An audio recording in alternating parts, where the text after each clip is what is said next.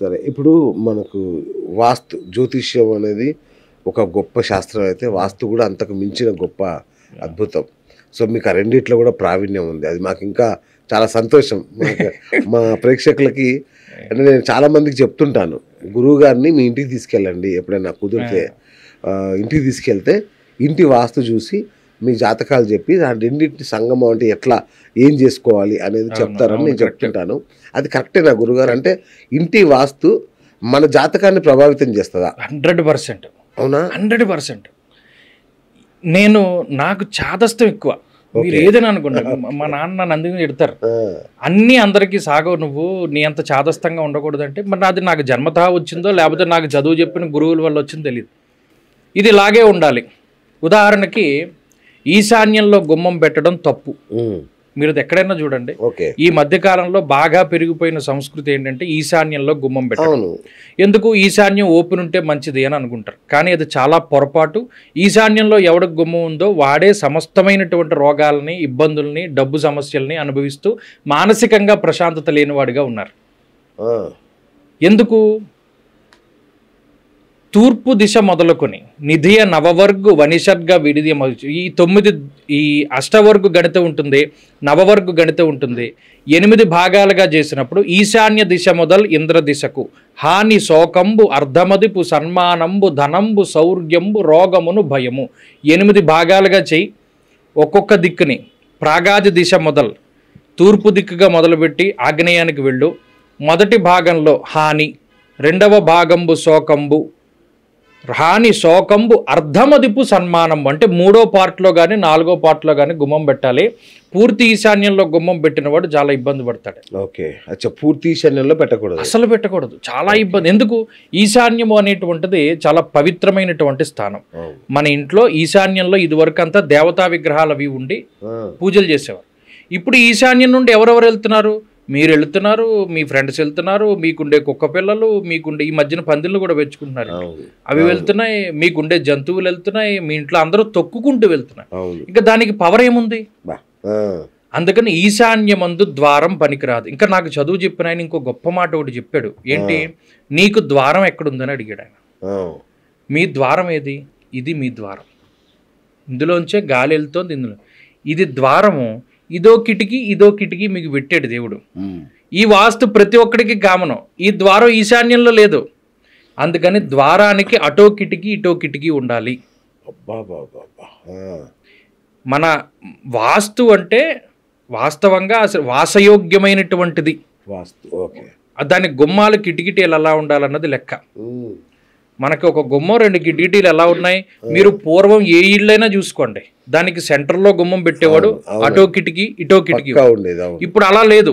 ఈశాన్యంలో గుమ్మం పెడుతున్నాడు, ఇటో కిటికీ పెడుతున్నాడు, మధ్యలో దేవుడి గదికి ఒక కిటికీ పెట్టాడు, ఆగ్నేయంలో కిచెన్లో ఒక కిటికీ పెట్టాడు, ఒకే గుమ్మానికి ఒకే గోడకి 3 కిటికీలు పెట్టాడు.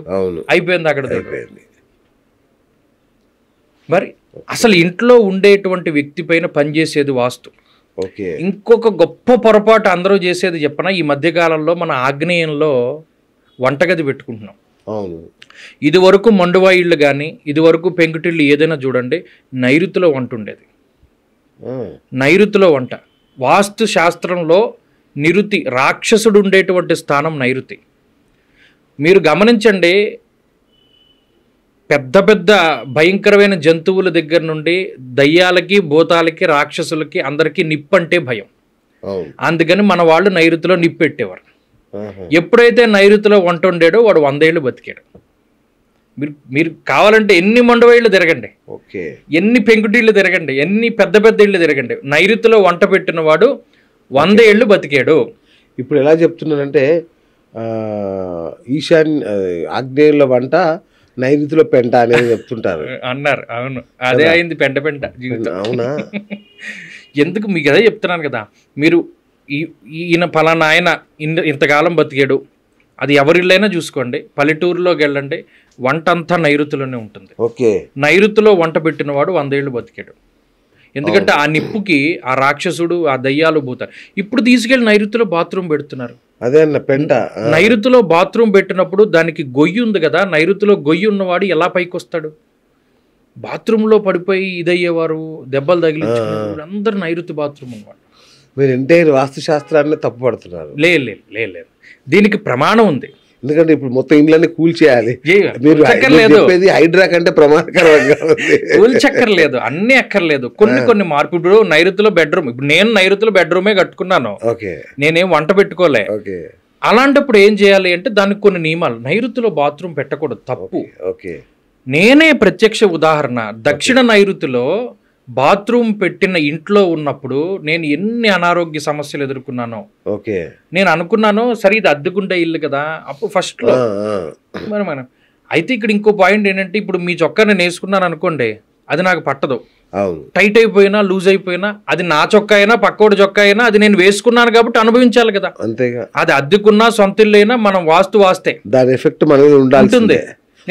ఉండదు, ఓనర్కి ఉండదని అనకండి, ఎవరికైనా ఉంటుంది. ఉండేవాడికి ఎక్కువ ఉంటుంది, ఉండని వాడికి తక్కువ ఉంటుంది. ఓకే, ఓకే, వాడికి ఉంటుంది పాళ్ళు తేడా. ఇప్పుడు కాకపోతే అద్దెంట్లో ఉన్నవాడికి పాయింట్ ఏంటి, ఇప్పుడు మీ చొక్కా నేను వేసుకున్నాను, లేదా నా చొక్కా కాదనుకోండి ఇప్పుకుని వెళ్ళిపోతాను. నా చొక్కా అయితే కుట్టించుకోవడమో ఆల్టరేషన్ చేసుకోవడమో ఇంకోటి చేసుకుంటా. ఆ వెసులుబాటు నాకు ఉంటుంది. వాస్తు కూడా అంతే. అందుకని నైరుతిలో మీకు ఈ వాస్తు అంటే అసలు ఇదేం వాస్తు, శల్య వాస్తు అని ఒక వాస్తు ఉంది. శల్యవాస్తు అంటే ఎముకలు. తూర్పున పశువుల ఎముకలున్న శిశువులకు హాని కలుగున్నన్నాడు. ఒకడికి సంతానం కలగదు, ఒకటి తూర్పున ఎముకలు ఉంటాయి. మా గురువుగారు నాకు చెప్పిన యథార్థమైనటువంటి కథ చెప్తాను. ఓ యజమాని ఇల్లు కట్టుకున్నాడు, గృహప్రవేశం చేస్తూ చచ్చిపోయాడు. కొబ్బరికాయ కొడుతూ చచ్చిపోయాడు. ఇప్పుడు ఈయనకి 70 ఏళ్ళు పైన ఉంటాయి, అప్పట్లో ఆయనకి 30 ఏళ్ళు. ఊటే అన్నాడు. పంతులు గారు అందరిని అడుగుతారు కదా, ఎలా జరిగింది ఏది దోషం అంటే, నైరుతిలో ఈ ఇంటికి పశువుల ఎముకలు ఉన్నాయి, యజమాని చచ్చిపోయాడు అన్నాడు. బిల్డర్ వాళ్ళు మామూలు వాళ్ళు కాదు. ఏం పంతులు నువ్వేం చెప్తున్నావు, నువ్వు నేను కట్టినోడిని దీని కింద ఎముకలు ఉన్నాయంటావేంటి, కనబడకపోతే నేను ఇక్కడ కట్టేస్తాను. అలా ఆయన చాలా మంచి ఇదైన వాడు. చూద్దాం ఏముందని. కొత్త ఇల్లు యజమానికి అలా అయింది, వీళ్ళకి నైరుతిలో తవ్వడం మొదలెట్టారు. ఇలా తవ్వగా 6 అడుగులకు 7 అడుగులకు గేదె ఎముకలు వచ్చాయి. దానికి మీరు ఏం చెప్తారు సమాధానం? శల్యవాస్తు అంటారు దాన్ని. మామూలుగా ఇది వరకు పూర్వకాలం పెద్దలు, అరే మీరేంట్రా కొట్టు చచ్చిపోతున్నారు, ఇంట్లో ఏమైనా కాకి ఎముకలు ఉన్నాయా అని అడిగేవారు. అలాగే కొట్టుకుంటారు. ఏ దిశలో ఏ శల్యములు అనగా ఏ ఎముకలు ఉంటే ఏం జరుగుతుందో శాస్త్రంలో చెప్పారు. 16 రకాల శాస్త్రాలు, 16 రకాల వాస్తు, మయ వాస్తు, కృష్ణ వాస్తు, ఏ వాస్తు తీసుకోండి. ఏ వాస్తులోనూ కూడా ఈశాన్యంలో గుమ్మం పెట్టమని లేదు. ఓకే. అయితే ఇక్కడ పాయింట్ మారుతుంది, స్థలాన్ని బట్టి గుమ్మాలు మారుతాయి. ఇప్పుడు మీకు అన్నానే, మీరు చెప్తే నమ్మరు, ఒక ఆయన పెద్ద ఎమ్మెల్యే స్థాయిలో ఉన్న వ్యక్తి, ఆయన వాస్తు చెప్తే నేను ఆశ్చర్యపోయాను. ఏంటి ఒక ఎమ్మెల్యేకి ఇంత వాస్తు నాలెడ్జ్ ఉంటుందా? నేను శ్లోకంతో చెప్తున్నాను, ఆయన మామూలుగా చెప్తాడు, అంతే తేడా. ఇంట్లో ఉండే చెట్లు, ఇంట్లో పెరిగే చెట్లు దగ్గర నుండి వాస్తు పనిచేస్తుంది. అయ్యి బాబాయ్, అలా ఆయన రీసెర్చ్ చేసిన విషయాలు చెప్తుంటే నేను తెల్లబోయాను. నేను చూసి మీకు అలా ఎంత టైం ఎక్కడ ఉందండి, మీకు ఇలా ఉంది. పెద్ద స్థలం ఉందండి గురువు గారు, ఈశాన్యంలో ద్వారం పెడితేనే కదా స్థలానికి సెంటర్ ద్వారం అవుతుంది, అప్పుడు పెట్టుకోవచ్చా? నిజానికి పెట్టుకోవచ్చు, అప్పుడు పెట్టచ్చు. బాగా స్థలం పెద్దగా ఉన్నప్పుడు ఈశాన్యంలో ఇంటికి ద్వారం పెట్టుకుంటే స్థలానికి సెంటర్ అవుతుంది అన్న కాన్సెప్ట్ కొంత వర్కౌట్ అవుతుంది. అలా ఆ వాస్తు మీద వేరియస్ ఇది ఉన్నాయి.